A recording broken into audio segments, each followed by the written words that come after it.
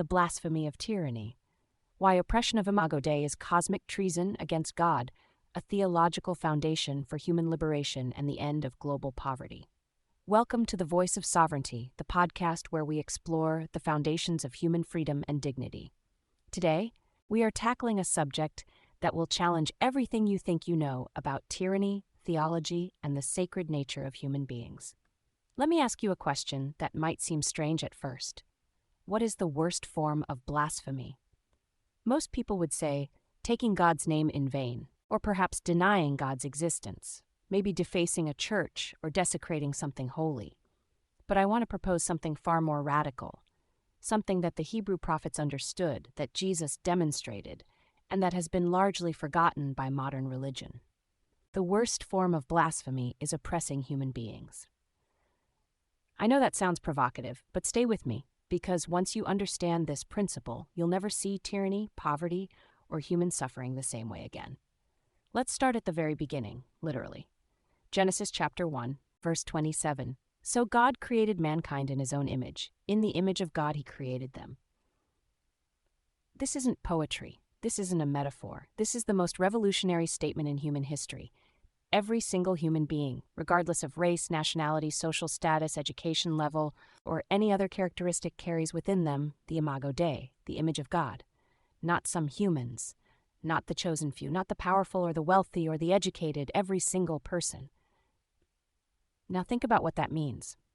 When a tyrant crushes a peasant, he is not merely harming a person. He's attacking the very image of God. When a corrupt system keeps people trapped in poverty, it is not just economic injustice. It is an assault on the divine image those people carry.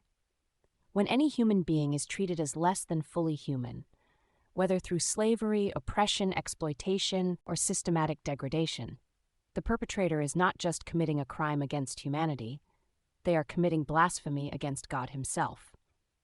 This is the core argument of Dr. Gene Constant's new book, The Blasphemy of Tyranny. And he wrote it because he believes this understanding can transform how we approach everything from political philosophy, from community service to personal relationships. Let me give you a concrete example. In ancient Israel, the prophets did not separate spiritual faithfulness from social justice. Listen to what Amos proclaimed, and remember, he is speaking God's words. I despise your religious festivals. Your assemblies are a stench to me. But let justice roll on like a river, righteousness like a never-failing stream. God rejected their worship, their temple services, their sacrifices, and their religious observances because they were oppressing the poor and vulnerable among them. Their religion was worthless because they were blaspheming God's image in their fellow human beings. Isaiah said essentially the same thing. Stop bringing meaningless offerings. Your incense is detestable to me. Learn to do right. Seek justice, defend the oppressed. Take up the cause of the fatherless, plead the case of the widow. Do you see the pattern? The prophets never separated love of God from love of neighbor. You cannot claim to honor God while dishonoring the people who bear his image. Now let us bring this forward to Jesus. Remember when the religious leaders asked him which commandment was the greatest? He gave them two, and he said the second was like the first, meaning equal in importance, inseparable from it. Love God with all your heart, soul, and mind, and love your neighbor as yourself. These are not two separate commands. They are two sides of the same coin. You cannot truly love God while despising the beings he created in his own image, and you cannot truly love your neighbor without recognizing the divine image they carry. This is why Jesus spent his ministry among the poor, the sick, the outcast, and the marginalized, not because he was simply being nice, but because in serving them, he was honoring the image of God in people the religious establishment had dismissed. And this brings us to the practical implications for today. If oppression is blasphemy, then liberation is sacred work. Not just political liberation, though, that matters, but economic liberation. Educational liberation, the liberation of human potential from every system and structure that would keep it suppressed. This is why Dr.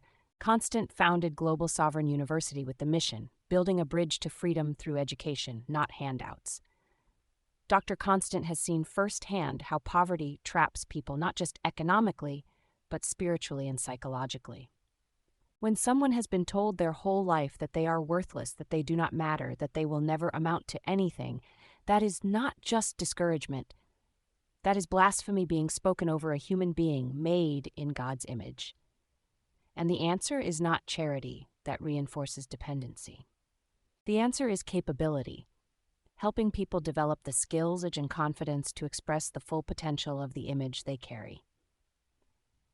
Think about what this means for how we approach service and community development. Traditional charity often positions the giver as superior and the receiver as inferior.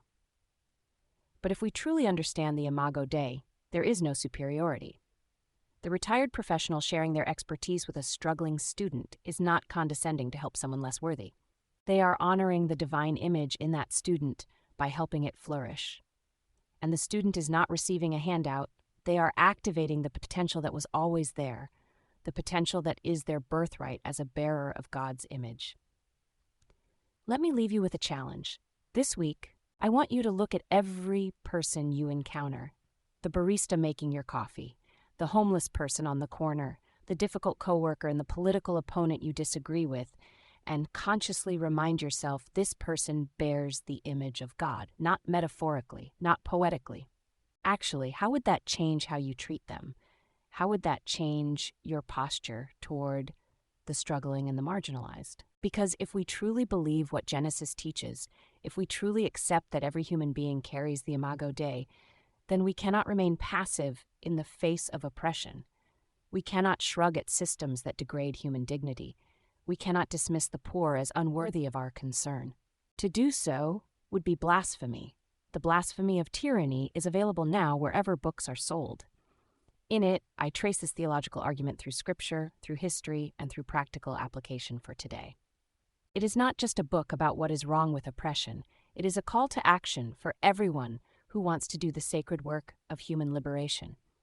Because when we lift up the downtrodden, when we educate the ignorant, when we empower the powerless, we are not just doing good works. We are honoring the God in whose image they were made. Thank you for joining me on The Voice of Sovereignty. Until next time, remember, education is liberation, and liberation is sacred. GlobalSovereignUniversity.org, rebuilding civilization, one voice at a time. Connecting generations, preserving wisdom, building tomorrow,